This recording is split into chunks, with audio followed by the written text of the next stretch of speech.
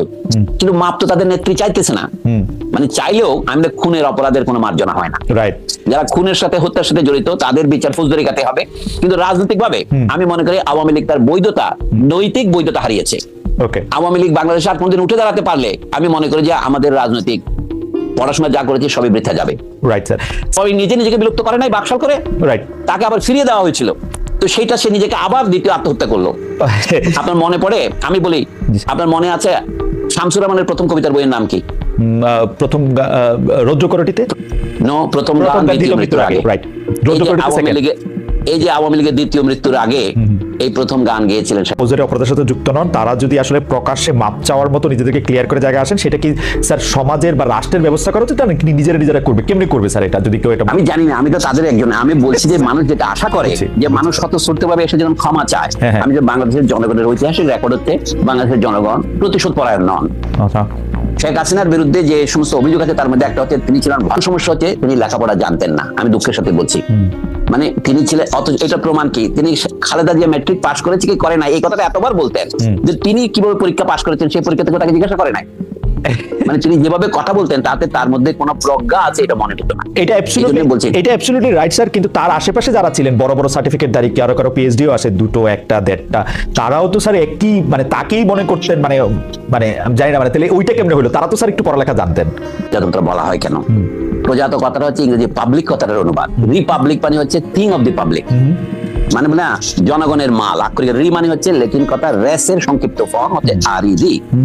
তো এখন সেটা আমাদের বন্ধুরা যারা শিক্ষিত, একটা পত্রিকার সম্পাদক, বিশ্ববিদ্যালয়ের অধ্যাপক, অবসরপ্রাপ্ত অধ্যাপক, তারা যদি এটা বোঝে না তাহলে সম্পর্কে যদি একটু বলতেন যে তাদের। আচ্ছা আমি বলি, প্রথম আলোর আপনি এক সময় কাজ করেছেন, প্রথম আলো তো আমি কিছুদিন লিখেছি, কিন্তু গত 16 বছরের প্রথম আলো আমার কোনো লেখা ছাপায় নাই, কিন্তু আমি প্রতিশোধ পরায়ণ নই।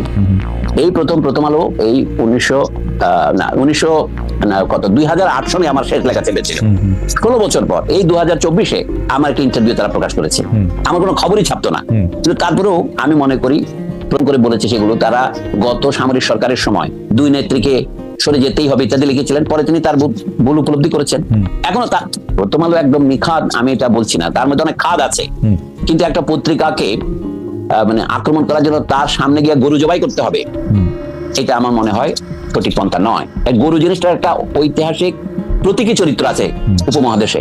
ভারতে কোনো মানুষ গরু কোরবানি করলে অথবা তারা কি খুব বিবেচনা শক্তির পরিচয় দিচ্ছেন? কিন্তু ঢাকায় তো স্যার গরু জবাই করাটা সাম্প্রদায়িক উস্কানি না, কারণ আমরা এখানে নয়, সেটা নয়। অর্থাৎ প্রথম আলো এবং ডেইলি স্টার ভারতীয় দালাল, এইটা ডেইলি স্টারকে দিল্লি স্টার বলা যায়। সুতরাং ভারতীয় দালালদের বিরুদ্ধে গিয়ে আমি গরু জবাই করি, তাদের প্রতীকে যে আপদ করবো শব্দগুলির মধ্যে ছাপে না, আরো অনেকের লেখা ছাপে না, তাদের সাথে কোন রকম মানে সেই প্রসঙ্গে স্যার না যায়, কিন্তু ঘটনা হচ্ছে যে প্রথম আলো বা ডেইলি স্টার এটিকে খুব উইটি হিসাবে নিতে পারতো কিনা, আরেকটা গরু দিতে পারতো কিনা যে এইটাও জব করে না। আমার মনে হয় সে অতটা উইটের অবকাশ তাদের নাই। আমি আমার কথাটা বললাম একটা বোঝার জন্য, প্রথম আলোকে সাপোর্ট করার জন্য তার পক্ষে গিয়ে দাঁড়িয়ে একটা স্লোগান দেওয়ার মতো আমার মেজাজ নাই। কিন্তু একই সাথে আমি বলবো কি, যেহেতু আমার সাথে প্রথম আলো ভালো ব্যবহার করেনি, লেখক হিসেবে আমাকে সমাজ থেকে একেবারে প্রথম আলো মুছে দিতে চেয়েছিল। যদি আপনাদের এই টিভি টক শো আর এই ইউটিউব না হতো, আমি হয়তো বাংলাদেশের থেকে চলে যেতাম, মানসিকভাবে চলে গিয়েছিলাম।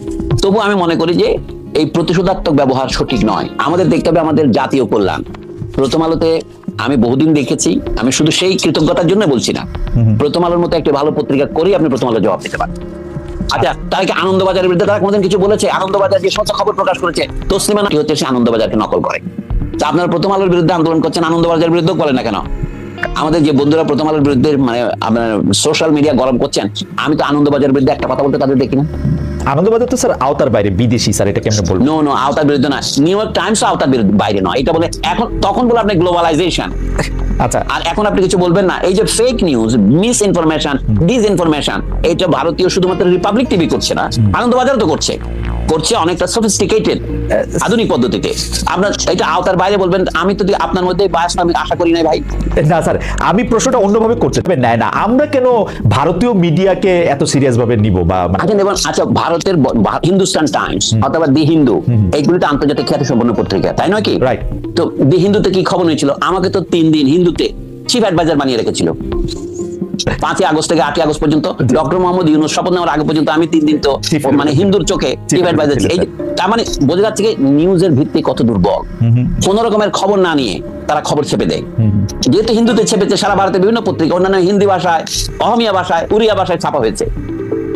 Right. যা হোক, আমার বক্তব্য হচ্ছে কি, প্রথম আলোকে ডিফেন্ড করা নয়। আমি মনে করি সাংবাদিকতার উপর আক্রমণ করা আমাদের জন্য লাভজনক হবে না।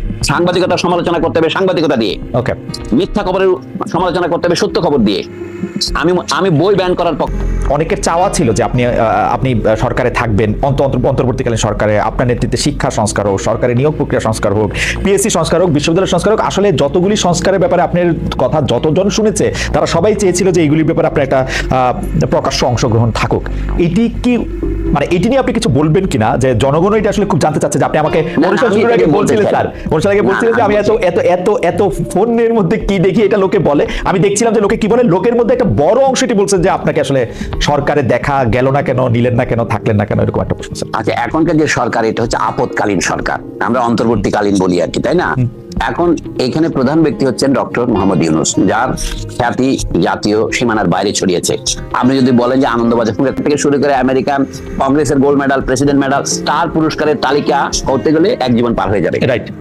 তো এই যখন আন্তর্জাতিক খ্যাতি সম্পন্ন একটা লোক এই শূন্যস্থান পূরণ করেছেন, এখন তিনি যখন প্রধান উপদেষ্টা, আমাদের দেশে আপনি জানেন প্রধানমন্ত্রী যেমন তার মন্ত্রীদের নির্বাচন করেন, তিনি তার উপদেষ্টাদের নির্বাচন